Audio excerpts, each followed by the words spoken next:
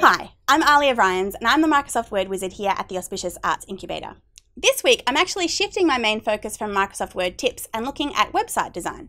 Because last time I was on here for HTipT Tuesday, I talked about styles and how to use your style sheet in Microsoft Word. Well, today we're going to look at a similar thing, but this time for your website. One problem in talking you through this is that there are so many different ways to build websites. It's going to be hard to visually show you examples of what I mean for everything, but we can still do this. Our HTipT Tuesday site is built in WordPress, and it's one of the most popular platforms for us artists to make things in. So that's what I'm going to be using today to show you things. So just so you know, if you're not using WordPress, the principles that I'm going to talk over are still really relevant. And even though things might look a bit different in your world, keep all of this in mind because it's really important. So, styles. When we looked at the Word document in my last tip, we had heading 1, heading 2, and paragraph or normal or body text. And these things also actually exist in website land. And we talked last time about how making these things heading 1 and heading 2 aren't just aesthetic, but also functional. And this is really relevant for websites, yeah? But let's look at an example of some pages in our HTipT Tuesday site. This text has been marked as heading 1. This text has been marked as heading 3. Yeah, I know, not heading 2 for reasons, just trust me. And this text is paragraph text or body text.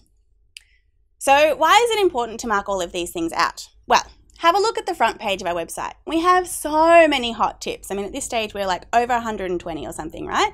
And each hot tip is actually a different page. So by making sure that everything is labeled correctly as heading 1 or paragraph text, I know that it's going to look the same on every page. It's going to be consistent, and that's really important for good web design.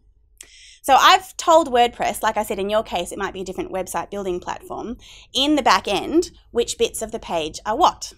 And so this is what the text editor for WordPress looks like. Just like in Word, I can highlight part of the page and then use the style dropdown to set it to what it should be. Now, on the aesthetics of things, there's a lot we could talk about in terms of what is good website design, but a couple of the best practices to keep in mind: pick 1 or 2 highlight colors and generally stick to them. Pick up to 2 fonts and stick to them. And also, don't assume you'll always remember everything you've chosen, because you're like, oh yeah, I totally got this. And then in a few months' time, you're running around trying to figure out what it was that you did. So my suggestion is to make a little notepad or Word document on your computer and just write down the fonts and the colors that you're using and save it somewhere you can refer back to. And the way to note down colors there's a few different ways you can write them down, but hex color is the most commonly used by website builders. And what the hell is hex color? It's all right, I'll go over it. Hex color codes are the hash symbol followed by 6 characters. So when you're looking around for things, that's what you're looking for. For example, black is always hash 000000, and white is always hash FFFFFF. So, and there's going to be all kinds of different combinations for different colors. How you find the color codes and all of that, hit me up in the comments and I'll talk you through your specific situation, because this is going to be different for everyone. So I can't go over it all. But like I said, style sheets isn't just thinking about aesthetics, it's also functional. Do you know much about website SEO? It's okay if you don't. Just know that Google and other search services really like websites that have clearly defined headings and paragraph text. And if you design your site well, your website will appear more often when people are searching for things that are, like you.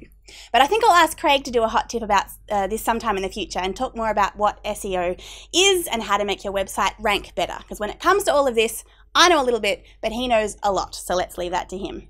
And that's it. That's my hot tip for this week. Leave me a comment with any questions you have or suggestions for other things you'd like me to go over. And make sure you subscribe to our hot tips and check out our website at auspiciousartsincubator.org.